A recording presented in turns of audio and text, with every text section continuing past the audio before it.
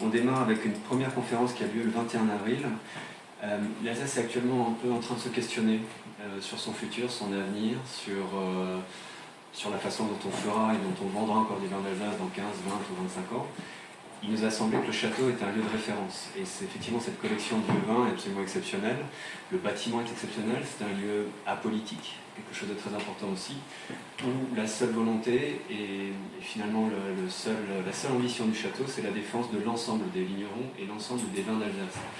Donc, indépendamment de nos familles professionnelles respectives, le château est un lieu fabuleux pour échanger sur le devenir, sur le futur du vin d'Alsace. Et donc on commence avec le 21 avril, avec la présence de deux journalistes de renommée, comme le disait Pascal, largement européenne, voire même mondiale, pour Yann Lagata. Donc Yann Lagata, il jonglera entre Vinitaly et l'Alsace, très très grands amateurs et très grands connaisseurs de vin d'Alsace. Il est senior éditeur de Vinous, qui est actuellement un des meilleurs magazines de langue anglaise concernant le vin. Il a tout de suite répondu très, très positivement, et je dois dire aussi que le CIVA nous a épaulés, ce qui nous a aussi facilité les entrées.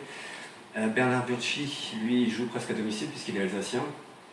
Il est du Sungo, mais c'est quelqu'un qui a vraiment mené une carrière exceptionnelle, docteur en statistiques mathématiques. Je ne sais pas si ça l'aide à goûter les grands vins, mais en tout cas, il a un cerveau qui est très bien structuré, très très bon dégustateur, et bien sûr grand amateur et grand connaisseur des vins d'Alsace. Donc deux journalistes effectivement de très très grande classe qui seront complétés par Romain Ltis, que tout le monde connaît, je pense, dans l'Assemblée, très certainement, jeune et très brillant sommelier de la Villa Lalique, avec un parcours exceptionnel, presque sans faute. On attend juste encore le meilleur sommelier du monde, mais ça ne saurait tarder, parce qu'il a vraiment, pour son jeune âge, un parcours déjà très très brillant.